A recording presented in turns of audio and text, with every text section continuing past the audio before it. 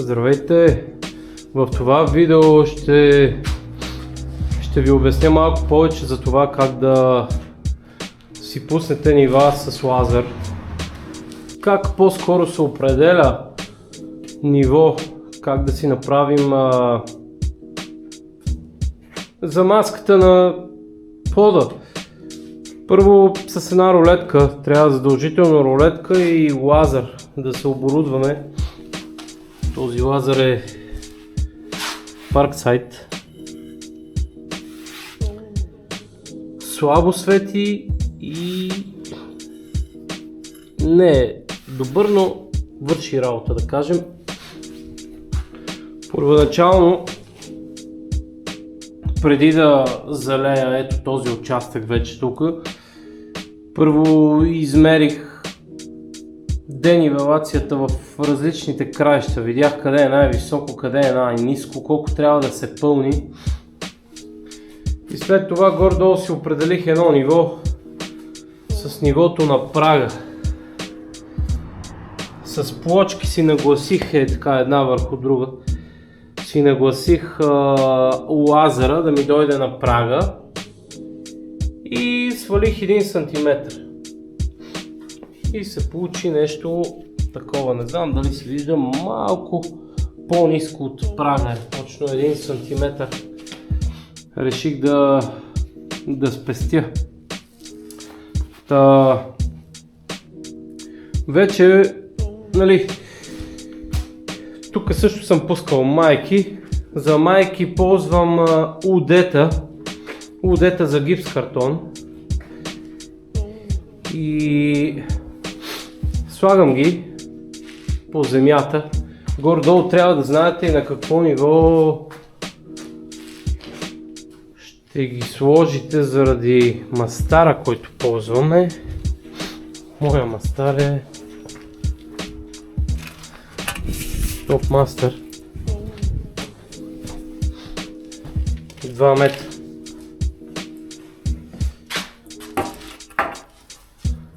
Това ми е мастара, Top Master. Все пак трябва да горе-долу да ляга на така на две майки. Ето тук имаме една релса и там една релса. И ето го резултата. Право, перфектно право си върви по мастара.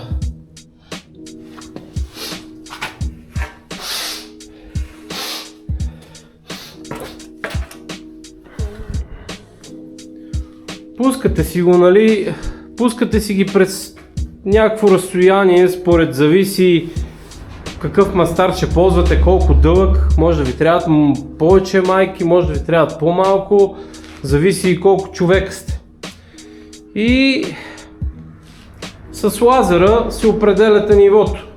Казахме, нагласиме с плочките, лазера, хванах нивото на прага и ударих минус 1 см, то ми дойде на 0 и аз като му свалих 1 см, фактически показваше лазера точно на единицата. Точно на единичката,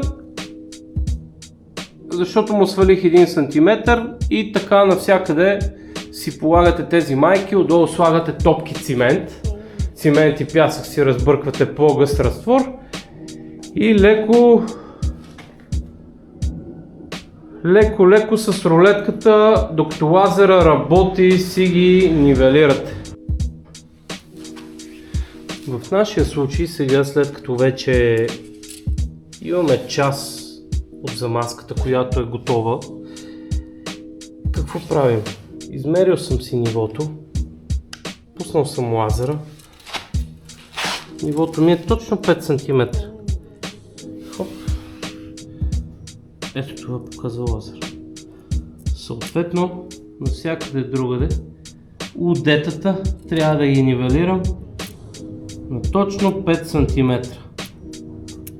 Между 5 см и буквата С. Сега започвам да бъркам. Слагам топките, взел съм си един канчок, с него най-добре и да видим какво ще се получи. Сега правя само едната половина. Ще сложа 2 майки, може би, до края. И ето това ще го направя до края. Трябва да стане едно цяло, за да може да си преместя после бъркалката ето там и да бъркам от другата страна и вече тук да си положа майки отново и да го дръпна насам или да отида натам, все едно. Зависи, нали, как ще е по-удобно с количката да се влезе, защото и тук ще отиде доста материал. До тук някъде отиват към 5-6 тона, може би целият гараж със сигурност ще надмине 10 тона материал. Накрая горе-долу ще го изчисля и ще ви кажа. И така, ето вече първата майка ни е готова, първата релса, както искате го разбирайте. Ето така се получи. Слагам топки с канчока, меря ниво и оставям половин 1 см аванс. Никога не се прави от първия път да му хванете нивото.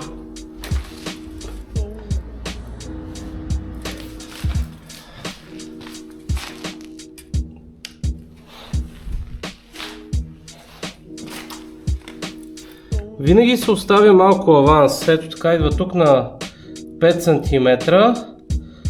Но преди да го направите на 5 см си го оставяте така на 4. Слагате, лекичко с пръста натискате и го оставяте на 4. И после си взимате мистрията и почвате леко почукване тук в единия край, после в другия край и тя горе-долу се самонивелира леко, защото ако много рязко го натиснете, ще влезе от едната страна, ще потъне, от другата страна примерно ще се надигне и така става. Когато се правят с цимент майките е малко по-особено. Ако е с лепило, лепилото държи. Лепилото държи, ама пак и с него не трябва да се прекалява. Горе някъде по етажите сигурно ще пускам майки с лепило, защото ще са по-тънки. На по-тънко ще се маже, пода ще се лепи. И така. Сега продължавам, пускам майка номер 2 и общо взето ги оставяме да си съхнат. Ето тук ми е разтвора, разбъркан, ето го канчока, правиме топки, плок и готово. И ги оставяме да изсъхнат един ден поне и вече следващия път идвам и почвам да заливам. И там ще си сложа в края още 2 майчици, такива някакви по-тънки или в единия край ще сложа само една майка да не ми пропада тук много, защото става може би метър и нещо от ето тази релса до стената. Нали, вместо да слагам 2 майки още тук да ги режа, там мога да направя една майка.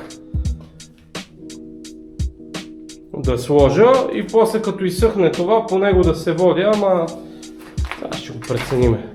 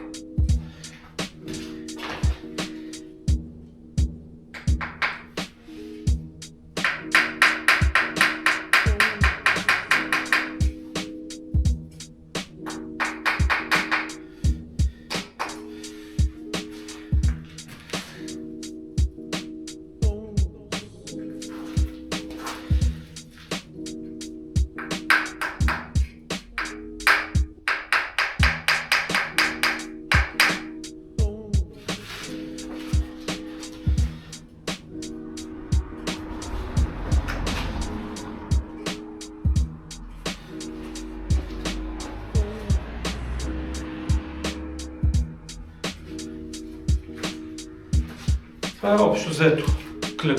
Клекни, стани.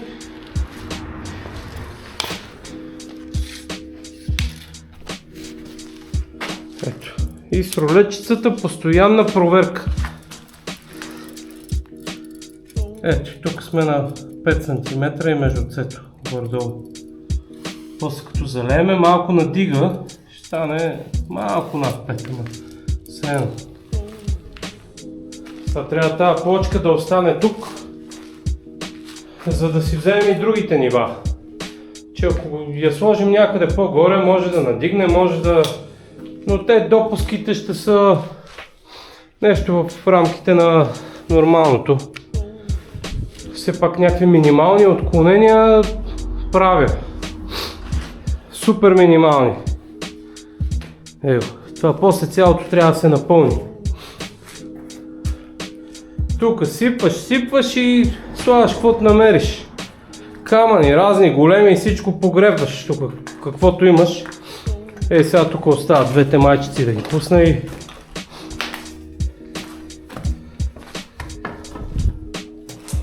Викаш си, не ще си го направя с бетон, цялото не знам си какво, ама като почнеш да бъркаш, една след друга върват турбите и пясъка и то не се пълни, разбираш.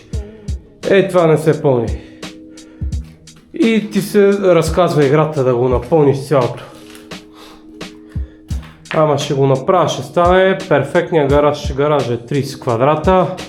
Тук после само една врата се монтира. ВИК-то е готово, ето как го направих. Сега го заливам. Ще си стане тук перфектно. Ето тук се изрязва. Ето тук директно пъхам прехода. Прехода от 110, фи 110 към 50 и се скачвам горе в кухнята. Правя си още едно отводняване такова, само за чиста вода. Тук от тази страна на конструкцията на цялата къща. Не на цялата, да, ама на част. И оттам тръгваме нагоре, защото там ни е тоалетната. И така. Готов съм. Вече пуснах нивата за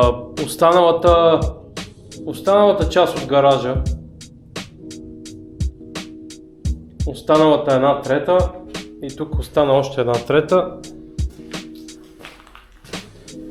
Ето тук си го направих пак така с майки.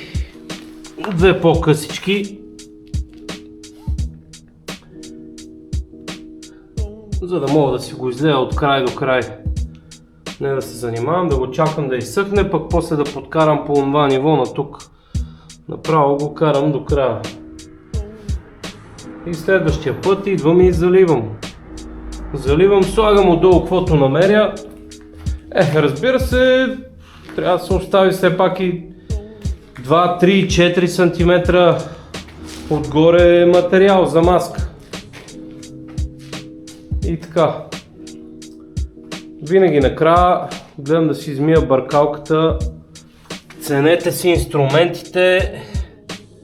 Винаги трябва след работа да си ги почиствате. Така работят истинските майстори. От мен, чао!